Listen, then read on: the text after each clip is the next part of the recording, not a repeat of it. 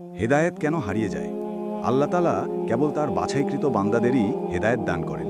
হেদায়েত আল্লাহ তাআলার অনুগ্রহ। হেদায়েত পাওয়ার পর তা ধরে রাখা আমাদের দায়িত্ব। দুর্ভাগ্যজনকভাবে আল্লাহর কিছু বান্দাকে দেখা যায় হঠাৎ খুব ইবাদত বন্দেগী করছেন। কিছুদিন যাওয়ার পর তিনি হেদায়েত হারিয়ে ফেলেন, ইবাদতে আগের মতো স্পৃহা পান না। এর উল্লেখযোগ্য কিছু কারণ নিম্নরূপ। ১. ফিতনা। হেদায়েত পেলেই কারো জান্নাত নিশ্চিত নয়। হেদায়েত প্রাপ্তকে আল্লাহ তাআলা বিভিন্নভাবে পরীক্ষা করেন। নানা রকম ফিতনা তার সামনে আসে। এর মধ্যে সবচেয়ে বেশি ফিতনা হলো বিপরীত লিঙ্গের ফিতনা। এসব ফিতনা থেকে বাঁচতে চোখের হিফাজত করা ও ফিতনায় পড়লে আল্লাহ দেওয়া শিক্ষার অনুযায়ী আচরণ করা জরুরি। ২. দিনদারদের সান্নিধ্যে না থাকা। অনেকে হেদায়েত পাওয়ার পর ব্যক্তি জীবনে কেবল নামাজকে ধরে রাখেন। ইসলামের ফরজ জ্ঞানার্জনের চেষ্টা করেন না। দিনী মজলিসগুলোতে যান না, আলেমদের সাথে থাকেন না। সরাসরি আলেমদের থেকে জ্ঞান অর্জন করতে না পারলেও অনলাইনে বিষয়ভিত্তিক আলোচনা শোনা যেতে পারে। ৩. সঠিক পদ্ধতিতে জ্ঞান অর্জন না করা। সদ্য হিদায়তপ্রাপ্ত অনেককে দেখা যায় ইসলামের মৌলিক বিষয়গুলো বাদ দিয়ে অনেক গভীর বা ইখতিলাফি বিষয় নিয়ে পড়ে আছেন, যেগুলো সম্পর্কে তার প্রাথমিক জ্ঞান নেই। কেউ হয়তো নাস্তিকদের সাথে তর্কে জড়াচ্ছে, কেউ বা শিয়ার আফেজিদের নিয়ে পড়াশোনা করে বিভ্রান্ত হচ্ছে। অথচ প্রত্যেকের জন্য জরুরি হলো দ্বীনের মৌলিক বিষয় যেমন ঈমান, আকীদা, সালাত, পবিত্রতা, কোরআন, হাদিস, আখলাক ইত্যাদি বিষয়ে জ্ঞান অর্জন করা। ৪. অহংকার করা।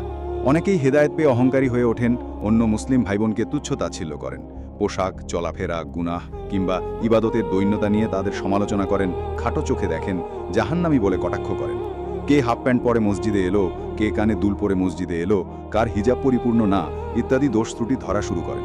এতেও হেদায়েত হারিয়ে যায়। ৫. দুয়া না করা। অনেকেই ভাবেন হেদায়েত চিরস্থায়ী, কিন্তু আল্লাহ তাআলা পবিত্র কোরআনে দুয়া শিখিয়েছেন। রাব্বানা লা তুজিগ কুলুবানা বাদা ইজ হাদাইতানা ওয়া হাবলানা মিন লাদুনকা রাহমাতান ইন্নাকা আনতাল ওয়াহাব। অর্থ, হে আমাদের প্রতিপালক, হেদায়েত দেওয়ার পর আমাদের অন্তরকে পুনরায় বাঁকা করে দেবেন না এবং আমাদেরকে আপনার পক্ষ থেকে রহমত দান করুন। নিশ্চয়ই আপনি মহাদাতা। সূরা আলী ইমরান আয়াত ৮। নবীজি সাল্লাল্লাহু আলাইহি সাল্লামও হেদায়েত ধরে রাখার জন্য অনেক দোয়া করতেন, যেমন ইয়া মুকাল্লিবুল কুলুব সাব্বিত কালবি আলা দীনিক। অর্থাৎ, হে অন্তরসমূহের পরিবর্তনকারী, আমার অন্তরকে আপনার দ্বীনের উপর অবিচল রাখুন। সুতরাং হেদায়েত ধরে রাখতে অধিক পরিমাণে দোয়া করা জরুরি। ৬. নিয়মিত তওবা ইস্তিগফার না করা। মানুষ হিসেবে নিজের অজান্তেই আমাদের অনেক গুনাহ হয়ে যায়। এসব গুনাহ থেকে বাঁচতে ও নিজের হেদায়েতকে নবায়ন করতে নিয়মিত তওবা ইস্তিগফার করা জরুরি। গুনাহের জন্য নিয়মিত ক্ষমা প্রার্থনা না করলে গুনাহ জমতে জমতে মানুষ একসময় হেদায়েত থেকে ছিটকে পড়ে। হারিকেনের মৃত আলোককে যেমন বাতাস থেকে রক্ষা করতে হয়, চিমনির ভিতর অনেক যত্নে আগলে রাখতে হয়, তেমনি হেদায়েত ধরে রাখতেও এর যত্ন ও পরিচর্যা করা জরুরি।